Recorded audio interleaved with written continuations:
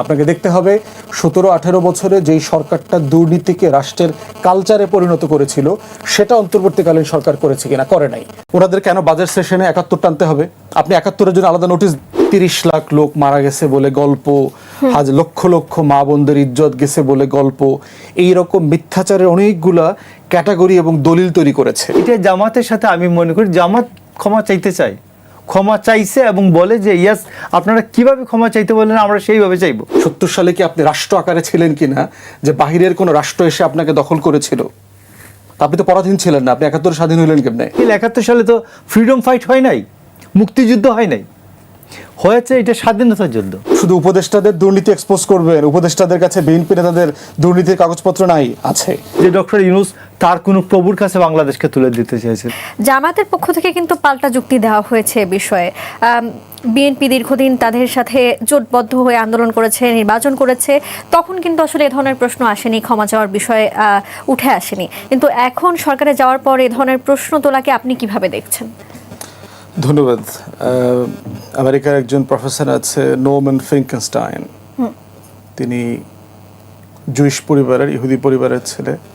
তার বাবা মা দুইজনই দ্বিতীয় বিশ্বযুদ্ধের সময় আশউইটজ কনসেন্ট্রেশন ক্যাম্পে ছিল, সবচেয়ে বেশি যেখানে ইহুদিদেরকে একসাথে করে হত্যা করা হয়েছিল হিটলারের শাসনামলে। তো নোমান ফিঙ্কেনস্টাইন একটা বই লিখেছেন 2000 সালে, দ্য হলোকস্ট ইন্ডাস্ট্রি।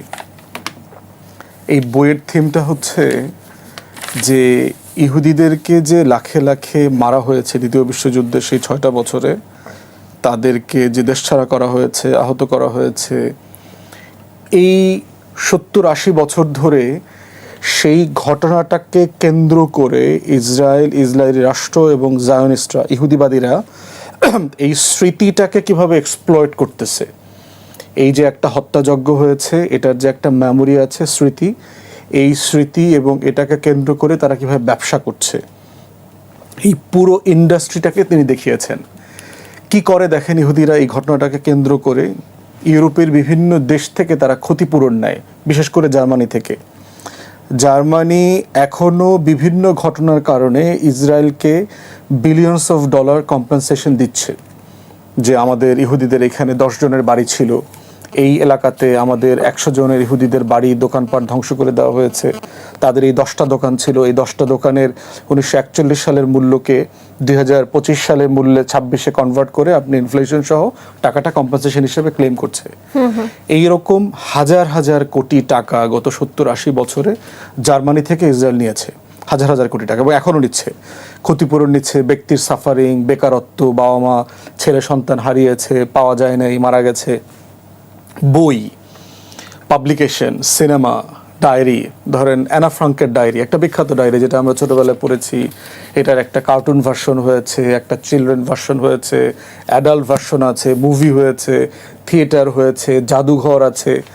এই যে পুরো কাঠামোগত যে একটা ঐতিহাসিক ঘটনা, একটা ভোগান্তি এবং সেটার স্মৃতিকে কেন্দ্র করে কিভাবে ব্যবসা করা যায়, তার একটা ক্লাসিক্যাল এক্সাম্পল হচ্ছে দ্বিতীয় বিশ্বযুদ্ধের এই ঘটনা। আমাদের 71 সালে ঘটনা যেটা ঘটেছে, এটা নিঃসন্দেহে আমাদের একটা মুক্তির লড়াই, কোনো সন্দেহ নাই। এবং এইটা একমাত্র লড়াই না, একটা জাতি সত্তার ইতিহাসে এরকম মুক্তির লড়াই শত শতবার হয়েছে এবং 24-এ এসে এটা থেমে যায় নাই, এটা চলবে। আগামী দিনগুলোতে এরকম মুক্তির লড়াই আবার আসবে, আবার হবে, এবং এখানে কখনো দাঁড়ি পড়বে না। আওয়ামী লীগ এবং ইন্ডিয়ান ন্যারেটিভ এরা সবাই মিলে যে কাজটা করেছে, 71-এর স্মৃতিটাকে নিয়ে একটা ব্যাপক ইন্ডাস্ট্রি, একটা ব্যবসা কেন্দ্র বানিয়েছে, চেতনা ব্যবসা। সেটাকে কেন্দ্র করে দেখবেন যে হাজার হাজার মিথ্যাচারের বই, 30 লাখ লোক মারা গেছে বলে গল্প, আজ লক্ষ লক্ষ মা বোনদের ইজ্জত গেছে বলে গল্প, এইরকম মিথ্যাচারের অনেকগুলা ক্যাটাগরি এবং দলিল তৈরি করেছে। এবং যিনি গুরুত্বপূর্ণ না তাকে গুরুত্বপূর্ণ করে, শত্রু সাব্যস্ত করে তাকে প্রশ্ন করা হচ্ছে যে আপনি কেন ওই কাজটা করেছেন, সেই কাজটা করেছেন। দেখেন, জামাত কিন্তু বলছে তারা 4 বার ক্ষমা চাইছে। জামাতের দলের পক্ষ থেকে তারা দাবি করছে তারা নাকি 4 বার আনুষ্ঠানিকভাবে ছিল, তারা তো মিটিং টিটিংয়ে ক্ষমা চেয়েছে।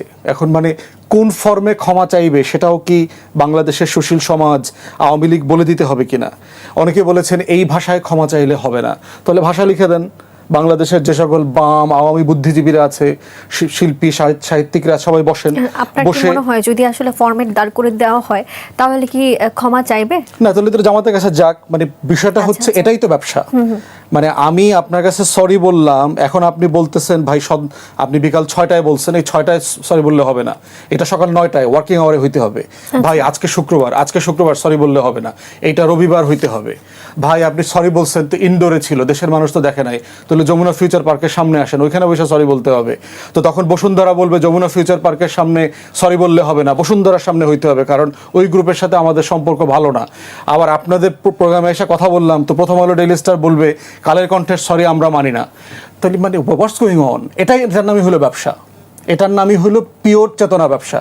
এবং এই চেতনা ব্যবসার হিস্ট্রি আমাদের 100 বছরের হিস্ট্রিতে আছে, সিভিলাইজেশনাল ব্যাপার। আপনার কথার মধ্যে ইন্টারফেয়ার করি, আপনার কাছে কি কোনো কারণে মনে হয় মুক্তিযুদ্ধ, আপনি যেমনটি বললেন যে মুক্তিযুদ্ধ নিয়ে ব্যবসা হচ্ছে বা হয়েছে, সেটির মতো করে কি আসলে 24 নিয়েও কোনো ব্যবসা হচ্ছে? আমি আসতেছি ওখানে, একদম পরিষ্কার করে দেবো আপনাকে। তাহলে সেই জায়গায় প্রশ্ন হচ্ছে যে 71কে বারবার টেনে আনার মধ্য দিয়ে আওয়ামী লীগকে 71-এর সম্মান মর্যাদা বাড়িয়েছে, না ইয়াংদের কাছে এটাকে একটা হালকা ছ্যাবলা ভাড়ামি টাইপের জিনিসে পরিণত করেছে? আপনি দেখেন শেখ মুজিবুর রহমান একটা অথরিটেরিয়ান স্বৈরশাসক ছিল, কিন্তু শেখ মুজিবের তো আপনার আমাদের স্বাধীনতা যুদ্ধে অবদান আছে, তাকে সামনে রেখেই তো যুদ্ধটা হয়েছে। সেই মানুষটার বাড়ি ভাঙার পক্ষে আজকে আমরা কথা বলছি। মানে আওয়ামী লীগ শেখ মুজিবকে কি পরিমাণ নামাইছে, আওয়ামী লীগ শেখ মুজিবের যত মূর্তি বানাইছে দেশের মানুষ সব মূর্তিতে ভেঙে দিয়ে আসছে। তাহলে আপনি কি শেখ মুজিবকে সম্মানিত করলেন, উঠাইলেন, না আসলে ডুবাইলেন আপনি? তাহলে এইখান থেকে যেটা বোঝা দরকার সেটা হচ্ছে যে একটা ঐতিহাসিক ঘটনাটাকে আপনি যদি খুব বেশি রকমের কচলান, সেটা যত সম্মানিত হোক সেটা দিন শেষে সম্মানিত থাকবে না। তারপরে দেখেন জামাত 71-এ 70 সালে কত পাওয়ারফুল শক্তি ছিল। আজকে বারবার জামাতকে বলা হচ্ছে 71 সালে 70 সালে শাসক গোষ্ঠী কারা ছিল? মুসলিম লীগ। পাকিস্তান রাষ্ট্রের তখন 1 নম্বর শাসক গোষ্ঠী কে, ক্ষমতায় কে, কার বিরুদ্ধে লড়াই হয়েছে? যেমন ধরেন 24-এ গণ অভ্যুত্থানে কাকে পদচ্যুত করা হয়েছে? আওয়ামী লীগকে।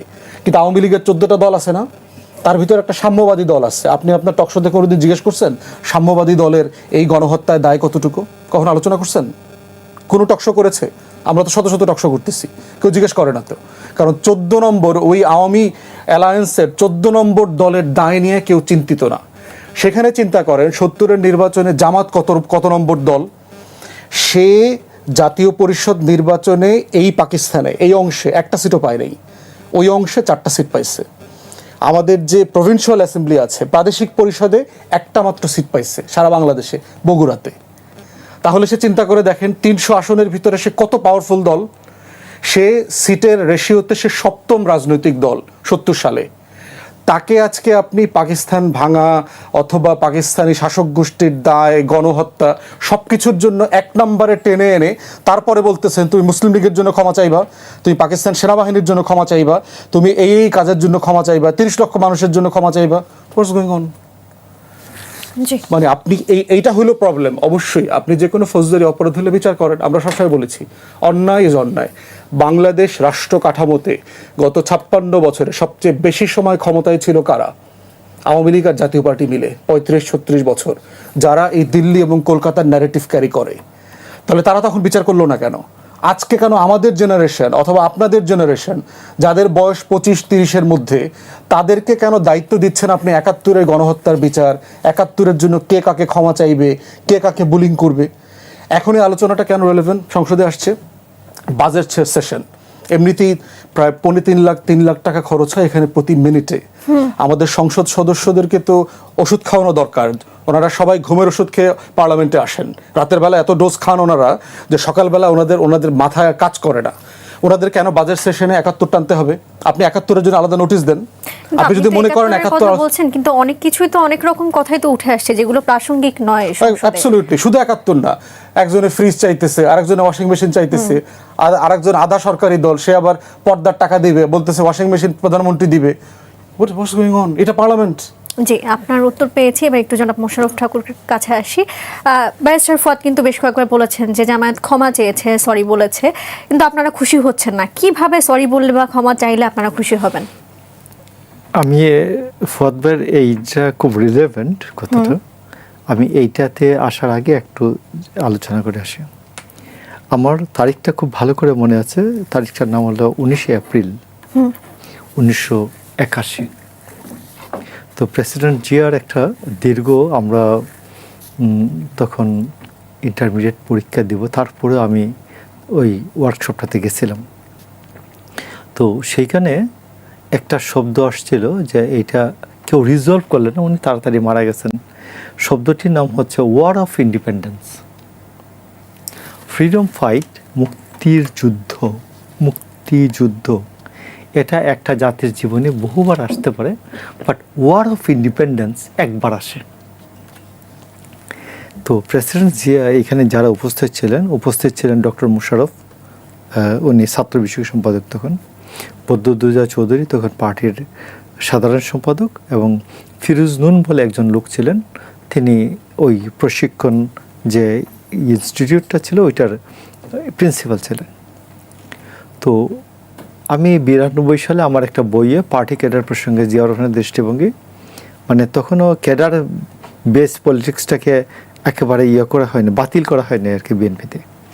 তো আমার একটা বইয়ে আমি আনকাট, একেবারে যেভাবে উনি বলছেন ওই রেকর্ড থেকে শুনে শুনে এটা আনকাট আমি ছাপছিলাম, একবার বগুড়ার ল্যাঙ্গুয়েজও আছে এর মধ্যে। তো ওয়ার অফ ইন্ডিপেন্ডেন্স উনি বলছেন যে এটা আমাদের দরকার এখন, যে আমরা স্বাধীনতা যোদ্ধা না মুক্তিযোদ্ধা। কারণ এই অঞ্চলটা, আমাদের পূর্ব বাংলার যে এই অঞ্চলটা কখনো এই ফরম্যাটে স্বাধীন ছিল না 71-এর পূর্বে। তো আমরা 71-এর পরে যদি আমরা স্বাধীনতা কোনোভাবে আমরা বিচ্যুত হই, স্বাধীনতা থেকে স্বাধীনতা হারিয়ে ফেলি, অর্ধেক হারাই, 3 ভাগের 1 ভাগ হারাই, 4 ভাগের 1 ভাগ হারাই, তাইলে এইটাকে এরপরে যে ওয়ার্ডটা হবে সেটার নাম হচ্ছে মুক্তিযুদ্ধ। আর 71টা হবে, ওনার বক্তব্যটা 71টা হবে স্বাধীনতা যুদ্ধ। তো এখন স্বাধীনতা যুদ্ধ কেন্দ্রিক যে ব্যবসার কারণে মূল যে আলোচনাটা আপনি দেখবেন এই আলোচনাটা এখনো হয় নাই।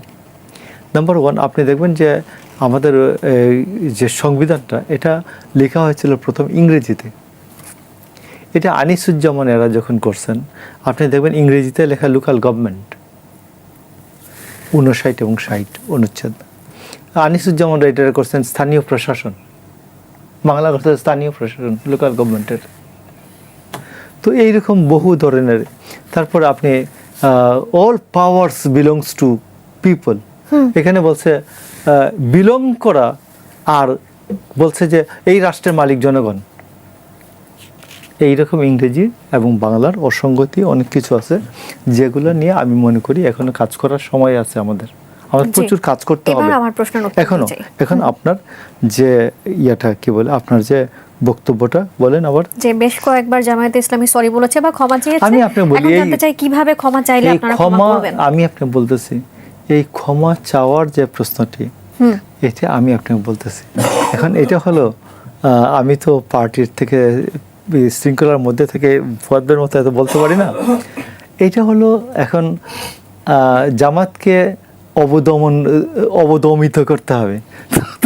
এটা সহজ একটা শব্দ, চেষ্টা না করে বলে দিলাম যে সে ধরেন, আমি আপনি বলতেছি ফ্রিডম ফাইটার, আমি বলি না ফ্রিডম ফাইটার তো বেসিক্যালি 71 সালে তো ফ্রিডম ফাইট হয় নাই, মুক্তিযুদ্ধ হয় নাই, হয়েছে এটা স্বাধীনতা যুদ্ধ। তো মুক্তিযুদ্ধ বলেন কেন? 70,000 মুক্তিযোদ্ধাকে 2,18,000 মুক্তিযোদ্ধা বানানো হয়েছে, মুক্তিযুদ্ধ বলেন কেন? এটা সহজ, ওইটা একটা লম্বা শব্দ, স্বাধীনতা যুদ্ধ। তো এই যে ওয়ারিয়র, এই যোদ্ধা, তো ফাইটার, ওয়ারিয়র না বলে ফাইটার বলে দিলাম, হয়ে গেল। তো এইরকম, যেমন সে ধরেন আমার নামটা যদি মুশারফ আহমেদ ঠাকুর না হইয়া সেলিম আহমেদ ঠাকুর হইতো, তাইলে ঠাকুর আর কেউ বলতো না, সবাই বলতো সেলিম ঠাকুর, সেলিম বলতো। তো আমি আপনি বলছি, যেমন বেস্টার আসাদুজ্জামান ফুয়াদ না হয়ে যদি এটা এই ধরুন, এখন আসাদুজ্জামানটা যে আমরা মনে করি যে প্রথম শব্দটা যদি ছোটো খাটো হইতো, খুব ছোটো, খুব সহজবুদ্ধ, তাইলে দেখতেন যে ফুয়াদ কেউ বলতো না, বলতো ওই প্রথমটা বলতো। তো এই জন্য আমি আপনি বলছি যে এইগুলার প্রশ্নে জাতীয় ঐক্যমত হওয়া দরকার।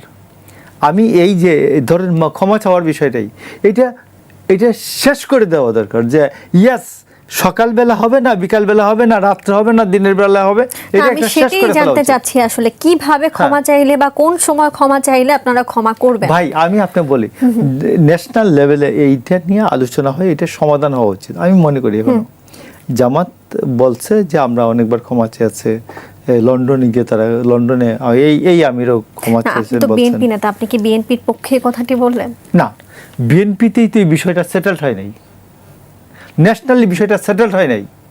আমি আপনাকে বললাম যে আনসেটেলড অনেক ইস্যু আমি দেখাইতে পারবো, যে আসলে এইটা 71 একটা স্বাধীনতা যুদ্ধ না মুক্তিযুদ্ধ সেটেলড হয়েছে, সেটেল করতে পারছি আমরা যারা একত্রে যুদ্ধ একত্রে আন্দোলন সংগ্রাম করছে, যে ইভেন জেলখানায় বসে তো সেটেল করি নাই, জেলখানায় বিষয়টা সেটেল করতে পারতাম এক হাড়ির ভাত যখন খাচ্ছি সবাই, এই যে অপোজিশন পজিশন সবাই। আচ্ছা, তো এই জন্য আমি আপনাকে বলছি, আপনি যে আমাকে কোয়েশ্চেনটা করলেন, এই কোয়েশ্চেনটা এখনো আনসেটেলড ইস্যু, যে এটা জামাতের সাথে আমি মনে করি জামাত ক্ষমা চাইতে চাই, ক্ষমা চাইছে এবং বলে যে ইয়াস আপনারা কিভাবে ক্ষমা চাইতে বললেন আমরা সেইভাবে চাইব বলছে। তো আপনি সেটেল করে ফেলেন, সবাই মিলে সেটেল করে ফেলেন, এই সেটেলমেন্টের বাইরে আওয়ামী লীগ থাকুক। আচ্ছা, কিছুক্ষণ আগে জনাব ফুয়াদ কিন্তু বলেছিলেন যে 71 নিয়ে ব্যবসা হয়েছে বা চেতনা ব্যবসা হয়েছে, তিনি আবার বলেছিলেন যে জুলাই নিয়ে বা জুলাই গণ অভ্যুত্থান নিয়ে সেই ব্যবসা হয়নি। আপনার কাছে কি তাই মনে হয়? জুলাই নিয়ে ব্যবসা হয়েছে না কেন, কে বলছে? আপনি দেখবেন যে আপনাকে একটা ভালো ইনফরমেশন দিই, ইনফরমেশনটা হলো ভবিষ্যতে লাগবে। বাংলাদেশ টেলিভিশন নামে একটা জিনিস আছে, তো বাংলাদেশ টেলিভিশনে দেখবেন যে মানে রাজা কে, মানে সরকারের রাজত্ব করে কে আর কি। তো আপনি দেখবেন যে 12 তারিখের আগে যারা টক শো করতো, আদার্স করতো, অন্যান্য বিষয় আসে করতো, মানে 24 সালের 5ই আগস্টের পরের থেকে 12ই ফেব্রুয়ারি 2026 এর মাঝে সময়টাতে দেখবেন টেলিভিশনে কারা সব কিছু করতো, এটা দিয়ে বুঝবেন বিটিভিতে এইখানে রাজা কে ছিলেন। তার মানে আপনি বুঝছেন? বলছেন যে আসলে তো এখানে আমি আপনাকে জুলাই বলছি, নিয়েও ব্যবসা হয়েছে। না আমি আপনি কি বলছি বলছেন? ওইখানে দেখবেন যে আর কি নাম, এই জামাতের যারা সাংবাদিক তারা টক শো আয়োজন করছেন, ওরা আয়োজন করছেন যে কারা আলোচনায় অংশ নিবে, আলোচক কি হবে না হবে এগুলো। তো আমি এই বিষয়টা এইবার আমার কাছে মনে হইলো, এখন আমাদের কাউকে ডেকে বলতেছে ভাই একটা টক শো করেন, টক শো ছাড়া তো একদমই হচ্ছে না, এইরকম ফরম্যাটে করেন। তো অথচ 12ই ফেব্রুয়ারির আগে তো বলে নাই কোনোদিন। তো এই জন্য আমি আপনাকে বলছি, ওইখানে অরিজিনাল খবরটা পৌঁছায়।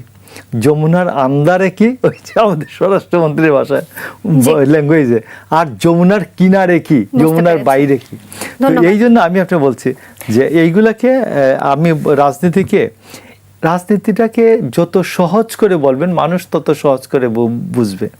আমার একটা খুব ভালো একটা কথা মনে আছে যে ম্যাডাম 84, 85, 86 এই পর্যন্ত সময় আর কি বলতে, তোমাদের সাথে যখন কথা বলি তখন মনে হয় বিষয়গুলো এত সোজা সহজ, আর আমার সিনিয়র নেতাদের সাথে বললে বোঝা যায় যে রাজনীতিটা না জানি কত কঠিন একটা বিষয়টা কি। তো আমাদের কাশিম চৌধুরী নামে একজন ছিলেন, আরও আমরা বলছি ম্যাডাম আপনার পলিটিক্সের বয়স আর আমাদের পলিটিক্সের বয়স এক সমান, এই জন্য আপনার অভিজ্ঞতা আরো শুনবো। তবে এবার একটু ব্যারিস্টার ফুয়াদের কাছে যেতে চাই।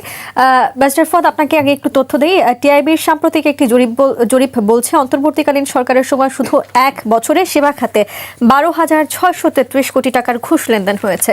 আমি একটু বলি যে ওই সময় তো আসলে ছাত্র উপদেষ্টারাও ছিলেন, এই দায় কি আসলে তাদের উপর যায় কিনা? না, যায় না। একটু এর আগে তারা তো সরকারে ছিলেন। না, এটা বলছি আপনাকে, সেটা হচ্ছে একটু মুক্তিযুদ্ধ না স্বাধীনতা যুদ্ধ। প্রশ্ন হচ্ছে যে আপনি কোন নামে ডাকলে বাসর ঘরের বধূ হবে? আচ্ছা, তাকে কি তার প্রথম নামে ডাকবেন, তার নামের দ্বিতীয় অংশ দিয়ে ডাকবেন, তৃতীয় অংশ দিয়ে ডাকবেন, সোনামণি ডাকবেন, কিছু একটা ডাকবেন, প্রেমিকা ডাকবেন? প্রশ্ন হচ্ছে যে এগুলো করে আসলে আপনি কি অ্যাচিভ করতে চান? মুক্তিযুদ্ধ, স্বাধীনতা যুদ্ধ। প্রশ্ন হচ্ছে যে এই তর্কগুলো তো বহুবার করা হয়েছে, কিন্তু রিজলভ করে না কেন?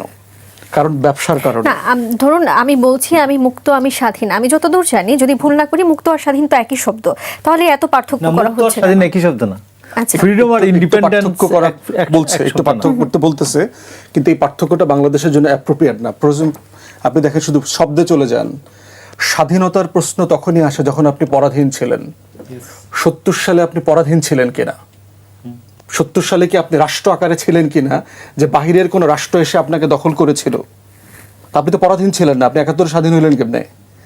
আপনি 47-এ স্বাধীন হয়েছেন, কারণ 47-এ আমরা পরাধীন ছিলাম। ব্রিটিশরা এই দেশ 200 বছর ধরে পরাধীন করে রাখছে। এটার জন্য 190 বছর হিন্দু, মুসলমান, শিখ সবাই মিলে যুদ্ধ করছে সারা ভারতবর্ষে সব জায়গাতে। অতএব স্বাধীনতার প্রশ্ন আসলে পরাধীনতার প্রশ্ন আসবে। পাকিস্তান রাষ্ট্রটা কে বানিয়েছিল? বাঙালিরা বানাইছে, বাঙালি মুসলমান, বাঙালি নিম্নবর্ণের হিন্দু, এ তো লম্বা আলোচনা। জিনিসটা কি এরকম না যে আমি খাঁচার ভেতরে একটা পাখিকে মুক্ত করে দিলাম বা স্বাধীন করে দিলাম, দুটি শব্দ একই না? তাহলে না, এটা খাঁচার ভিতর ছিলাম না তো। খাঁচার ভিতর ছিল কিভাবে? তাহলে শেখ মুজিব ইলেকশনে জিতলো কিভাবে? না, আমি মুক্ত আর স্বাধীনের কথা বলছি, ওটা উদাহরণ পরাধীন রাষ্ট্রে শেখ মুজিব কিভাবে ইলেকশনে জেতে? প্র্যাকটিক্যাল না তো, তাও সামরিক শাসনের অধীনে নির্বাচিত হচ্ছে। বিষয়টা হচ্ছে আমাদের জায়গা থেকে আমরা দেখি মুক্তির লড়াই অধিকারের লড়াই হিসেবে, এবং এই লড়াই জায়গায় জায়গায় হয়েছে। খাঁচার কথাকে আসলে ফোকাস করতে চাইনি, আমি মূলত বলতে চেয়েছি মুক্ত আর স্বাধীন দুটি সমার্থক শব্দ কি না? প্রায় কাছাকাছি, মানে একই অর্থে দুইটা ব্যবহৃত হতে পারে, আবার আপনি ডিস্টিংগুইশও করতে পারবেন। যেমন ধরেন আপনি যখন, তাহলে আমরা কেন তর্ক করছি যে স্বাধীনতা যুদ্ধ বা মুক্তিযুদ্ধ? সেটা তো বলতেছি, প্রয়োজন নাই তো। মানে একটা বড় ঘটনা ঘটে গেছে, হাজার হাজার মানুষ জীবন দিয়েছে। কেন দিয়েছে? আমার অধিকার ক্ষুণ্ণ হয়েছিল, সিম্পল জিনিস। ওই যে বললো না, ওনার নেত্রী সহজ ভাষায় বোঝে, দেশের মানুষও সহজ ভাষায় বসে।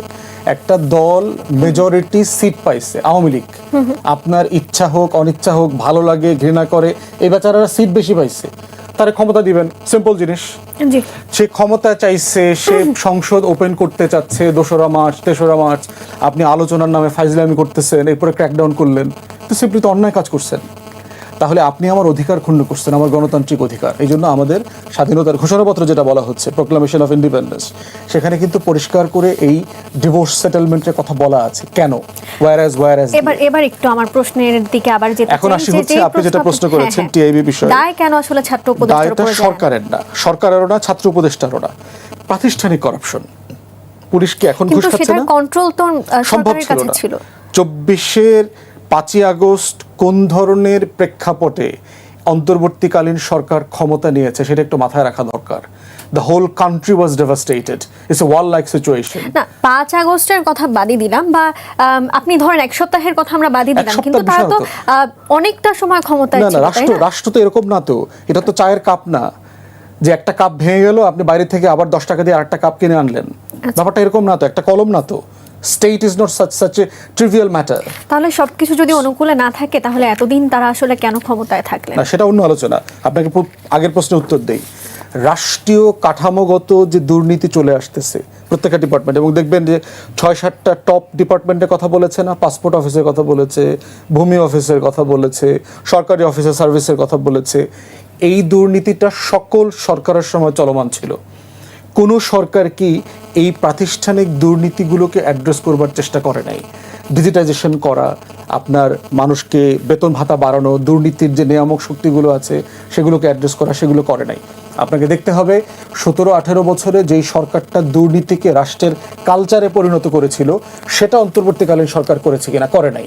তারা দুর্নীতিকে প্রশ্রয় দেয় নাই। কিন্তু বুঝতে হবে তারা কোন রকম একটা ভঙ্গুর রাষ্ট্রের ক্ষমতা নিয়েছিলেন। Absolutely broken institution. আপনার মনে থাকার কথা, মাসের পর মাস পুলিশ ফাংশনাল ছিল না, ব্যুরোক্রেসি কাজ করে নাই। তাহলে আপনি কি এটা বলতে চাইলেন যে আসলে ওই 17 বছরে যে দুর্নীতি হয়েছে সেটা আওয়ামী লীগ সরকার করেছে, কিন্তু এই 18 মাসে যে দুর্নীতি হয়েছে সেটা অন্তর্বর্তী সরকার করেনি? না, মানে প্রাতিষ্ঠানিকভাবে সরকার পৃষ্ঠপোষকতা করে নাই, দুর্নীতিকে সে অ্যাসিস্ট করে নাই। আওয়ামী লীগের তো লাঠিয়াল বাহিনী আছে, দুর্নীতি করে কিভাবে সরকারি অফিসে? সরকারি অফিসের যে কাঠামোগত করাপশন, এবং এই সংখ্যাটা পরিমাণটা অনেক কম, টাকাটা আরো বেশি হওয়ার কথা আমাদের সরকারি অফিসে যে পরিমাণ দুর্নীতি হয়। আপনি আপনার কথায় যেটা বুঝলাম যে আপনি আসলে বলতে চাচ্ছেন যে এই 18 মাস আসলে অন্তর্বর্তী সরকারের জন্য দুর্নীতি কন্ট্রোল করার পর্যাপ্ত সময় ছিল না। পর্যাপ্ত সময় না, কাঠামো ছিল না, রাষ্ট্র ভেঙে গেছে, পুলিশ ছিল না, কিন্তু আসলে ওই 18 মাস সময় যদি আসলে প্রশ্ন করার জন্য পর্যাপ্ত না হয়, কিন্তু এখন তো আমরা আসলে বিভিন্ন সময় বিএনপিকে প্রশ্ন করে জর্জরিত করে ফেলছি, বা সরকারকে প্রশ্ন করে জর্জরিত করে ফেলছি, দায় দেওয়া হচ্ছে, সেটি উচিত হচ্ছে কি? করতে হবে, সরকারকে অবশ্যই প্রশ্ন করতে হবে, আচ্ছা, দায় দেবেন কিনা। তারাও যেমন- তো সরকার ছিলেন, তাহলে তাদেরকে তো আমরা এখন প্রশ্ন না না করতে অবশ্যই পারি। করতে পারবেন, সেটা তো নিশ্চিত, মানে মানে আপনাকে এই রাইট থেকে কেউ বঞ্চিত করছে না, অবশ্যই প্রশ্ন করবেন। কিন্তু এটা যদি আপনি শুধু ওই যে ছাত্র উপদেষ্টা তিনজনকে টার্গেট করে ধন্যবাদ। কথাটা বলেন, জি। তাহলে এটা সমাধানে আলোচনা করতে পারবেন না। ওকে।